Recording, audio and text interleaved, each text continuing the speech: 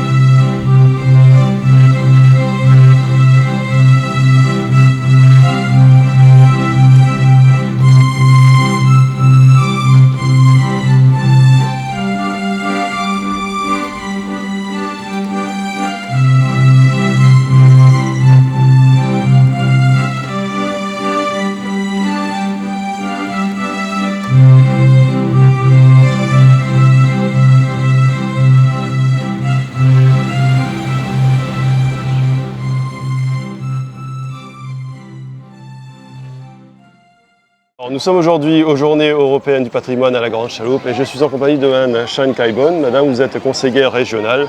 Anne Chan-Kaibon, conseillère régionale déléguée à la valorisation touristique du patrimoine culturel. Alors, que pensez-vous de cette fête, de ce renouveau du Titrin? Parce qu'on vous le rappelle, l'association Titrin, maintenant il y a Madame Duchman à la tête et moi j'en suis le trésorier et nous nous efforçons de remettre le train sur les rails. Ouais, franchement, je suis impressionnée. C'est le seul mot qui vient à l'esprit parce qu'on voit qu'il y a un travail phénoménal qui est fait et pour restaurer et pour donner des perspectives en fait, d'avenir à ce Titrin.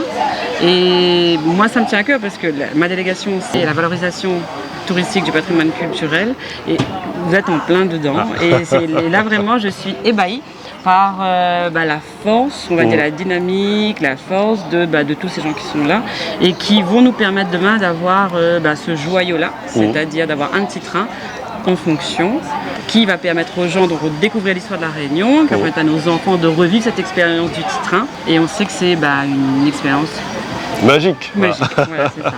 On a pu voir les autorails billards sortir du tunnel et maintenant il y a une ambiance pour ces Journées européennes du patrimoine qui font penser à l'ancienne fête Tang, justement du Tang, la Grande Chaloupe. Et voilà, donc quelque part, est-ce que c'est pas le retour de la bonne humeur à la Grande Chaloupe? Parce que c'est un espoir, voilà.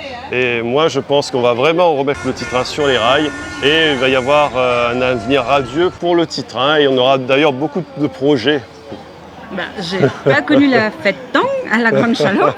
Je découvre la fête des Journées européennes du patrimoine, menée de main de maître par l'association. Et je pense que ça a un potentiel énorme pour grandir parce qu'il y a une ambiance, on le sent, la bonne ambiance au sein de l'association qui va qui dégage des ondes vraiment positives et qui donne envie de revenir. Ouais. Donc je pense que cette fête est amenée à grandir beaucoup dans le futur. Et grâce aussi à l'aura que le Titrin va apporter, parce que plus on va le mettre en valeur, et plus il va parler aux Réunionnais, et les gens vont se souvenir et vont vouloir en fait revenir sur ce lieu-là. L'association Titrin justement a beaucoup de projets, notamment essayer de faire rerouler les autorails billards dans le tunnel, mais aussi proposer une ligne justement entre Sainte-Marie et Sainte-Suzanne avec la locomotive Schneider Code, c'est-à-dire la locomotive à vapeur. Donc Ben, qu'en pensez-vous? Moi je pense que du bien. Alors pourquoi? La première raison, c'est que entre Sainte-Marie et Sainte-Suzanne, c'est un secteur actuellement un peu délaissé sur le plan du tourisme, même si je sais que à la fois Sainte-Suzanne et Sainte-Marie ont envie en fait de faire davantage découvrir leur ville. Ouais. Et pour moi ce tracé, ça va vraiment permettre de donner un petit coup de projecteur à la fois sur l'histoire du Titrin et à la fois donner un peu plus d'attractivité à l'est, parce que c'est vraiment ça. Toute la Réunion a besoin de briller. On a de belles plages dans l'ouest, on a des beaux coins de petits paradis dans le sud. Le beau pays, c'est le nord. On a des trésors d'architecture avec les maisons coloniales. Et l'est, on a aussi des choses à faire découvrir. Et ce petit train va vraiment, j'espère, permettre de redonner de l'essor à l'attractivité de cette région qui le mérite. Alors, madame, qu'aimeriez-vous dire à des personnes qui n'ont pas encore découvert les journées européennes du patrimoine, ici à la Grande Chaloupe ou ailleurs? Il faut venir parce que c'est peut-être qu'on ne s'attend pas en fait à l'expérience qu'on va vivre, parce que c'est vraiment une expérience que l'on vit, parce qu'on se dit peut-être que le patrimoine, ça peut sembler de premier abord un peu ennuyeux. C'est bon, des pierres, des vieilles histoires, mais non. On retrouve vraiment une partie de nous-mêmes, de notre identité réunionnaise, de notre histoire qu'on connaît peu, et une fois qu'on a commencé à la découvrir, on se rend compte qu'on a envie d'en savoir vraiment beaucoup plus parce qu'on se découvre nous-mêmes, donc notre population, notre identité réunionnaise, et donc il faut venir au moins tester une fois. Très bien, je vous remercie. Là, nous sommes aux Journées européennes du patrimoine, et là, nous sommes sur le site de la Grande Chaloupe, et là, nous sommes dans un ancien autorail en compagnie de monsieur Pierre Waro. Alors, monsieur, vous voulez parolier justement, vous voulez aussi artiste, vous voulez musicien? Non, je ne suis pas musicien, je suis juste parolier. Parolier pour Basser, certains albums, pour Nicole Zambreville, pour Fabrice Legros et pour d'autres aussi, plein d'autres, dont des groupes qui n'existent plus. Et on a toujours aimé la scène. Donc là, en ce moment, dans ce que m'y fait, ça essaye chanter moi-même. Expliquez-nous un peu ce que ça vous fait durant ces journées du patrimoine, là, ici à la Grande Chaloupe. Et alors, la Grande Chaloupe, on a 2 semaines de ça. On a appris qu'on avait un événement ici. Donc on est venu à une réunion avec Yvette, par exemple, la présidente, et nous l'a adhéré, ma compagne et moi. Ça c'est une bonne chose. Voilà, nous l'a adhéré à l'association Titrin, voilà, qu'elle est là.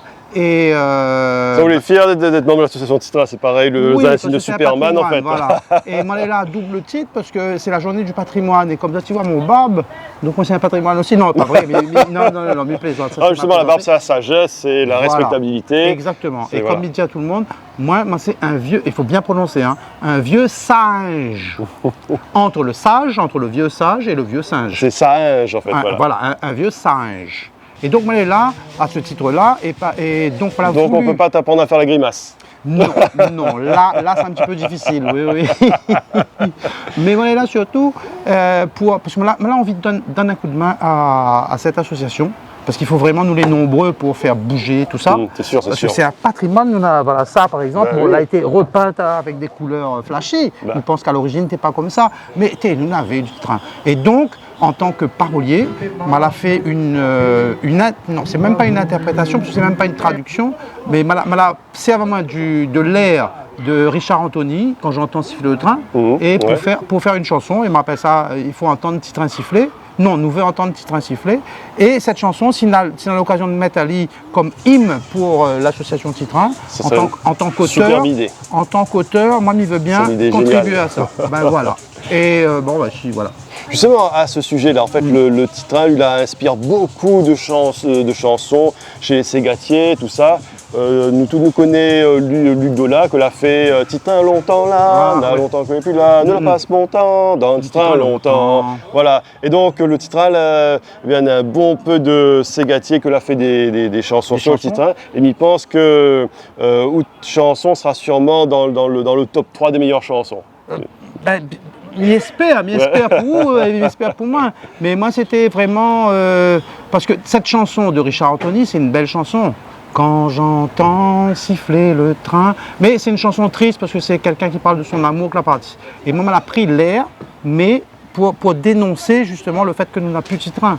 Et si vous donnez à moi l'occasion, peut-être que ma lire pour ou ma chante pour le petit chanson, mais il faut me taper mon cahier, les juste derrière. Là, 2 minutes. J'entends petit train siffler, J'entends petit train siffler, serait cool si nous n'avions encore petit train.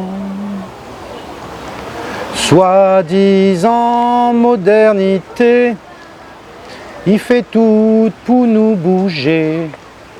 Tire le rail, chemin blaqué, que ça l'a fait.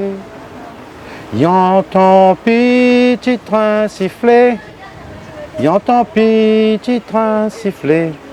Serait cool si nous n'avions encore petit train. Sinon, qu'est-ce qu'on pense de ces journées du patrimoine ici à la Grande Chaloupe?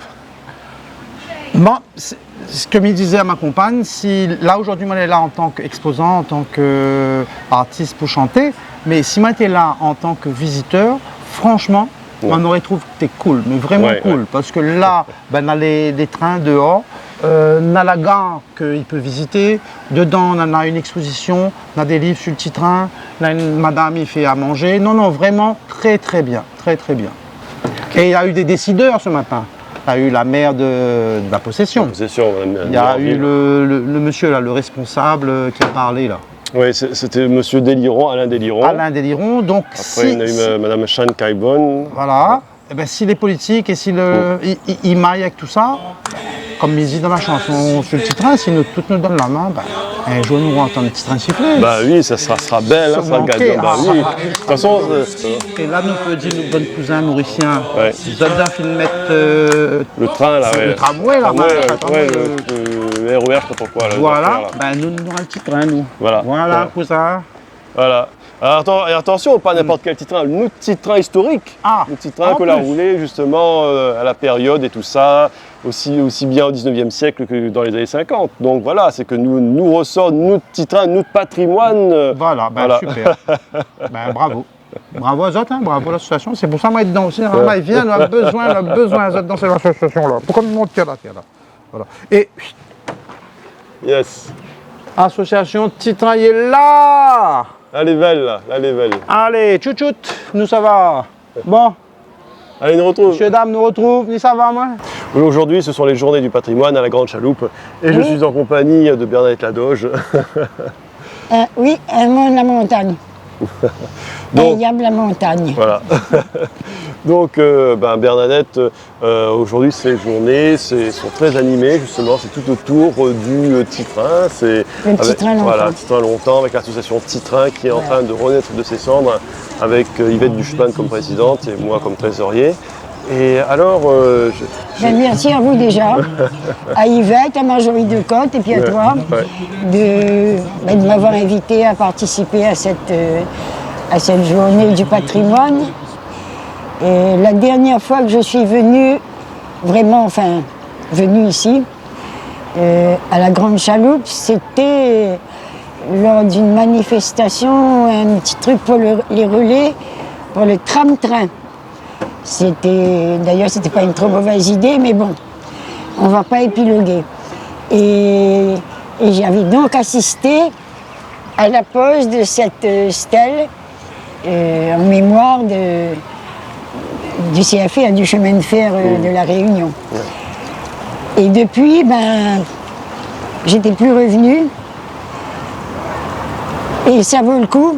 Je suis contente d'être là aujourd'hui parce que j'ai découvert des gens intéressants, et cette association qui reprend du dynamisme.